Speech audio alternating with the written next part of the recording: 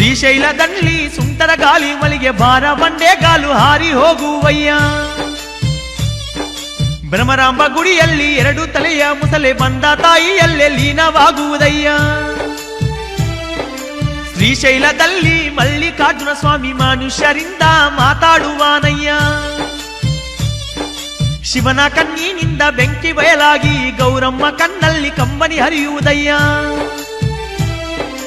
ರಾಜರ ಕಾಲಕ್ಕೆ ಕೊನೆಗಾಲೆವಾಗಿ ರಾಶಿ ಬಸವಾರಕ್ಕೆ ಹಿಂದೇಲುವನಯ್ಯ. ಮುಂಡೆ ಮುರ್ದಾರೆಲ್ಲ ಮುತ್ತೈದೆರಾದಾಗ ಲೋಕಾದಿ ಗಂಡಸರೆ ಕಡಿಮೆ ಆಗುವರಯ್ಯ. 3 ಕಾಲಿನ ಮನುಷ್ಯ ಹುಟ್ಟಿ ಪಂಡಿತರಿಂದ ವಾದ ಮಾಡುವನಯ್ಯ. ಬೆನ್ನಿನ ಮೇಲೆರಡು ರೆಕ್ಕೆಗಾಲಿರುವ ಮನುಷ್ಯರು ಹುಟ್ಟಿ ಬರುವಾರಯ್ಯ. ಪೂರ್ವ ದಿಕ್ಕಿಗೊಂದು 9 ಮೊಳ ಉದ್ದ ಬಾಲದ ನಕ್ಷತ್ರ ಹುಟ್ಟುವುದಯ್ಯ. ಹಂಪಿಯಲ್ಲಿ ಶ್ರೀ ಆಂಜನೇಯ ಸ್ವಾಮಿ ಆವೇಶದಿಂದ ಗರ್ಜಿಸುವನಯ್ಯ. ತೆರೆ ಮೇಲಿನ ಚಿತ್ರ ರಾಜ ಆಳುವುದಯ್ಯ. ತಿಳುವಳಿಕೆ ಇಲ್ದವರೇ ರಾಜರಾಗುವರಯ್ಯ.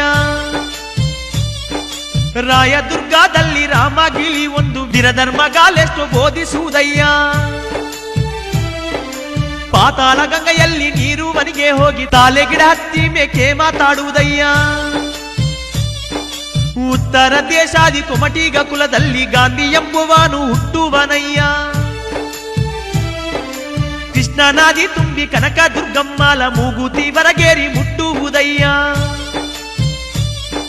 ಓ ಭಕ್ತಗಳಿರ ಓ ಮಕ್ಕಳೀರ ಕೃಷ್ಣನಾದಿ ತುಂಬಿ ಕನಕ ದುರ್ಗಮ್ಮಳ ಮೂಗುತಿ ಬರಗೇರಿ ಮುಟ್ಟುವುದಯ್ಯ. ಓ ಭಕ್ತಗಳಿರ ನನ್ನ ಮಕ್ಕಳೀರ.